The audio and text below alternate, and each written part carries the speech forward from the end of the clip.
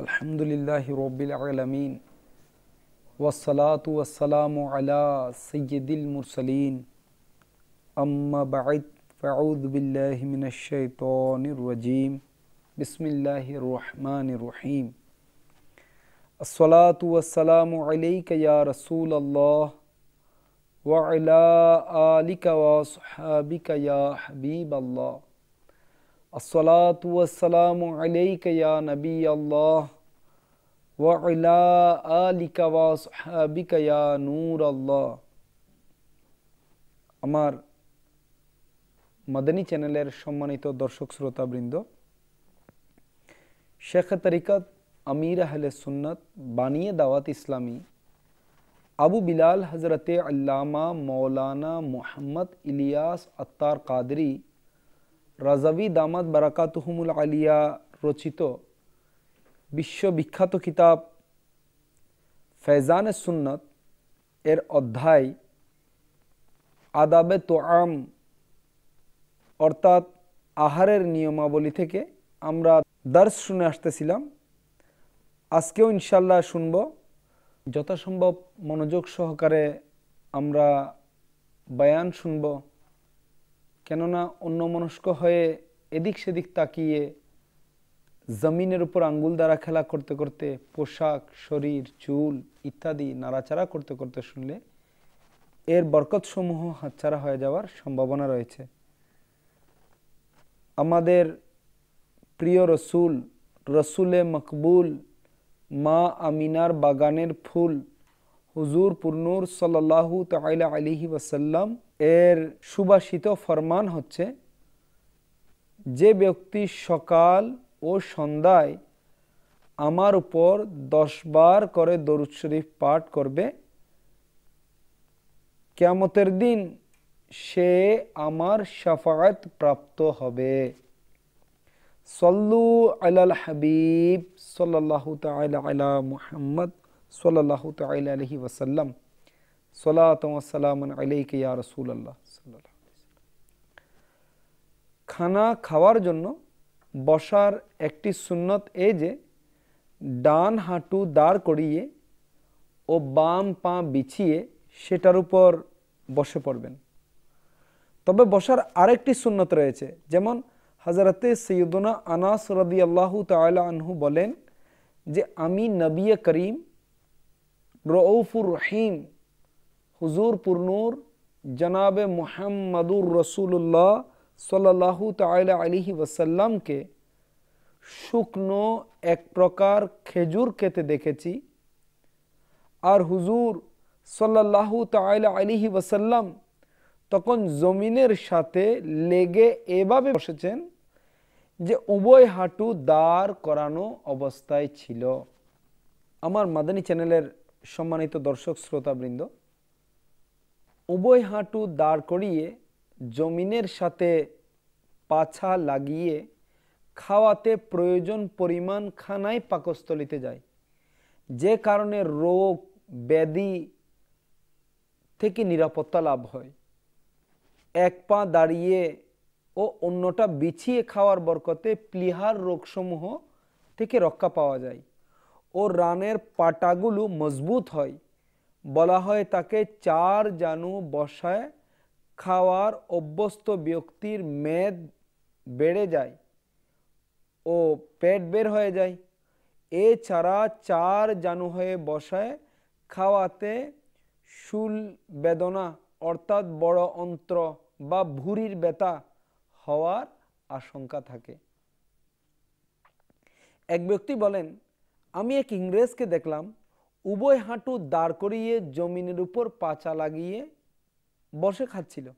আমি অবাক হয়ে এর কারণ জিজ্ঞাসা করলাম।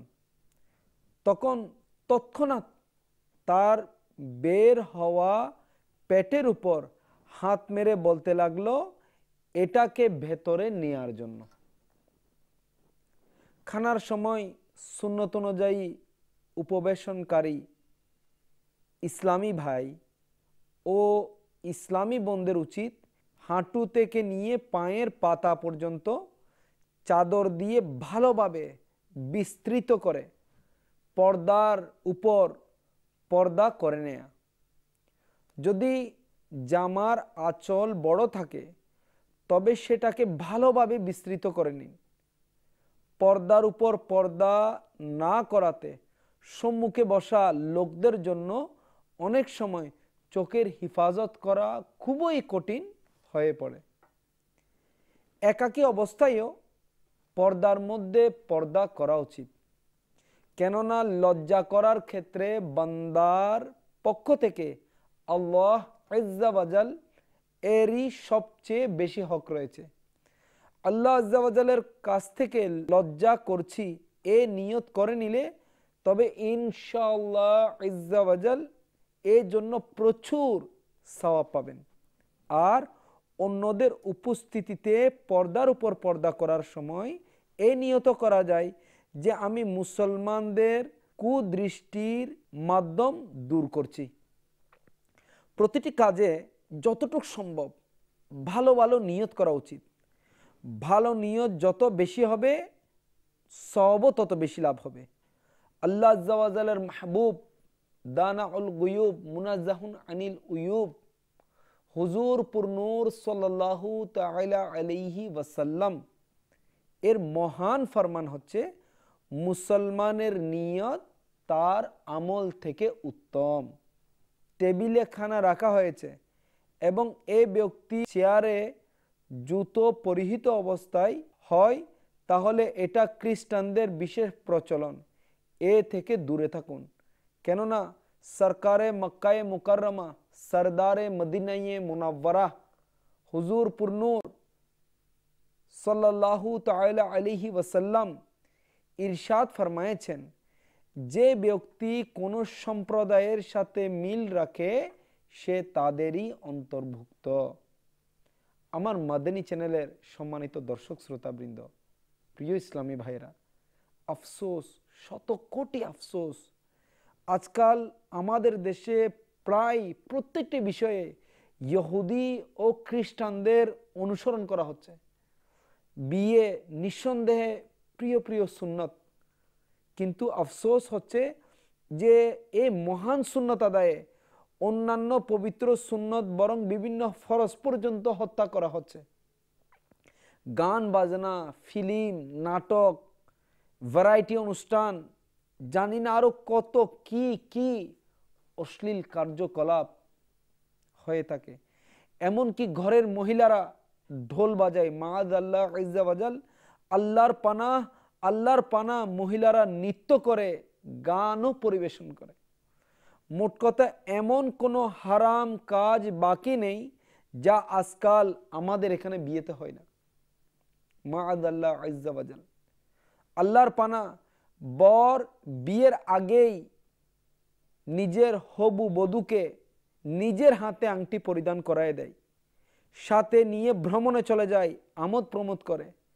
বিয়েতে নির্লজ্জভাবে পূর্ণ অবৈধ অনুষ্ঠানের আয়োজন হয়।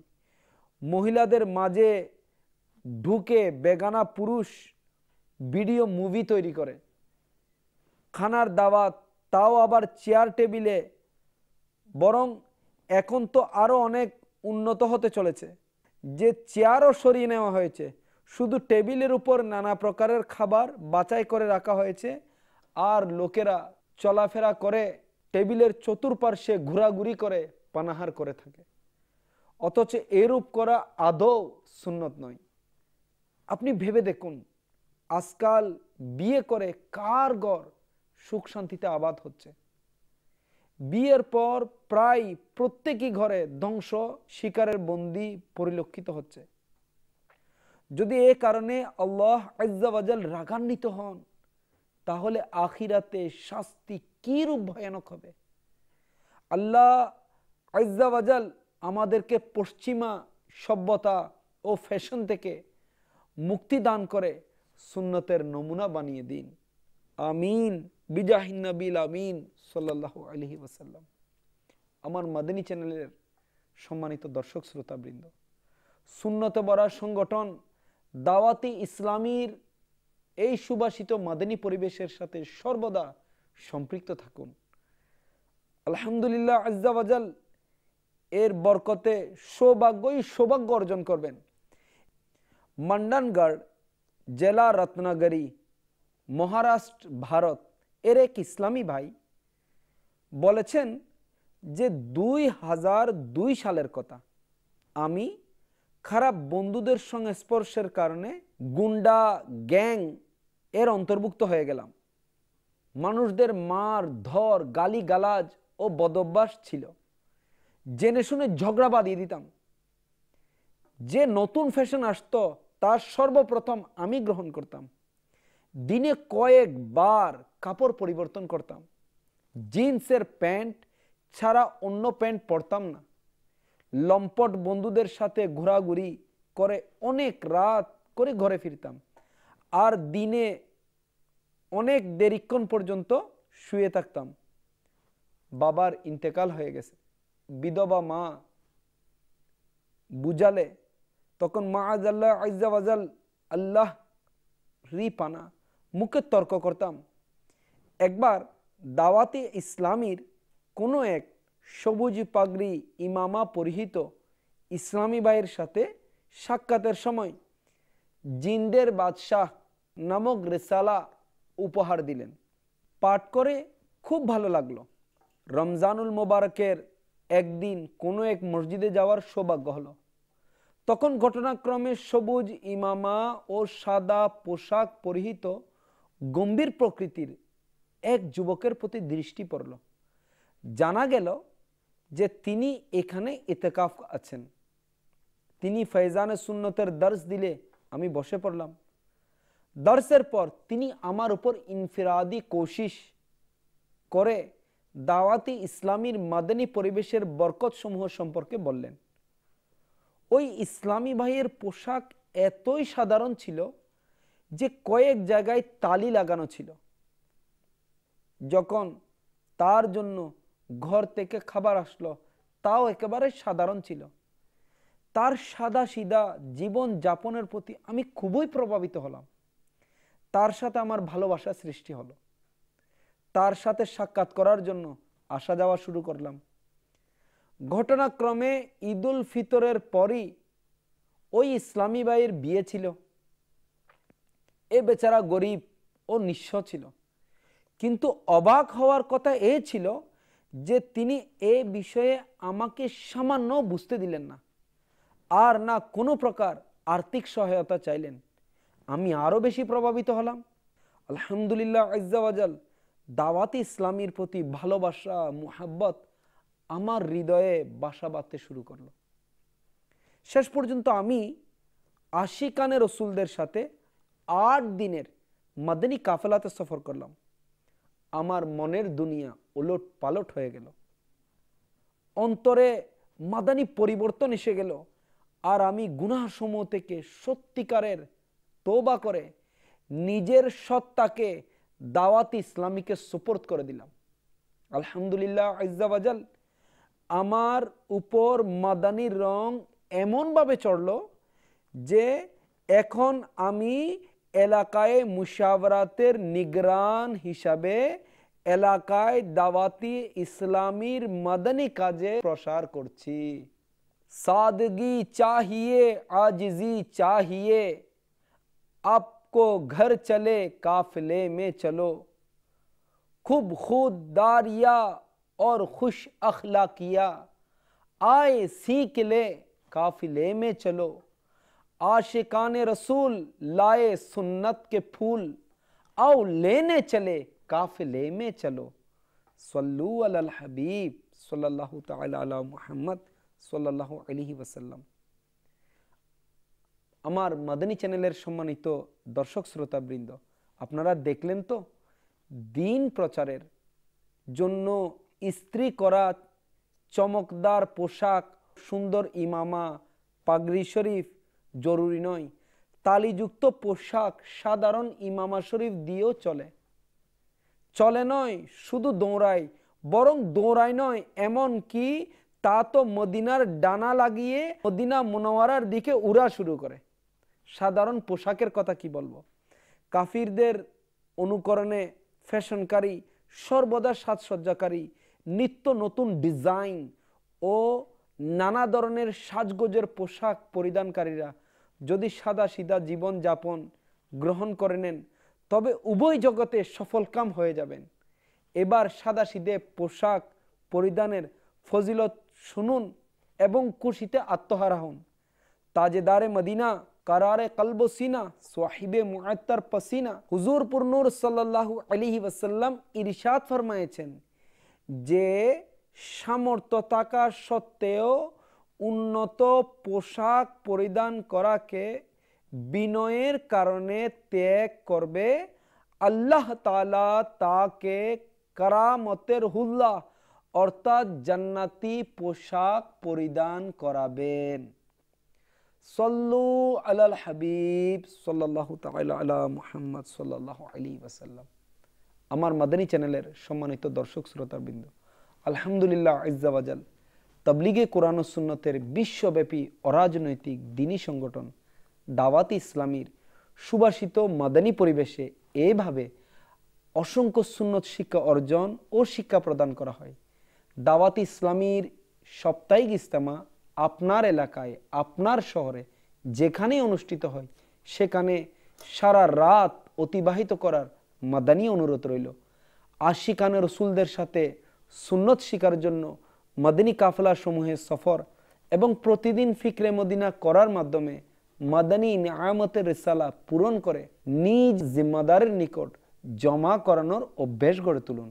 ইনশাআল্লাহ আজ্জা ওয়াজাল এর বরকতে ঈমানের হিফাজত, গুনাহের প্রতি ঘৃণা এবং সুন্নতের অনুসরণের মন মানসিকতা সৃষ্টি হবে।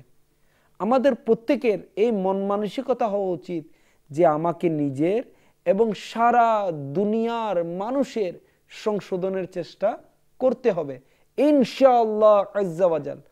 নিজের সংশোধনের জন্য মাদানী নামতের উপর আমল এবং সারা দুনিয়ার মানুষের সংশোধনের জন্য মাদানী কাফিলাই সফর করতে হবে।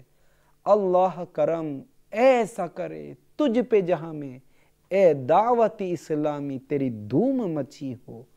आमीन बिजाहिन नबील आमीन सल्लल्लाहु अलैहि वसल्लम। सल्लू अलल हबीब सल्लल्लाहु तआला अला मुहम्मद सल्लल्लाहु तआला अलैहि वसल्लम।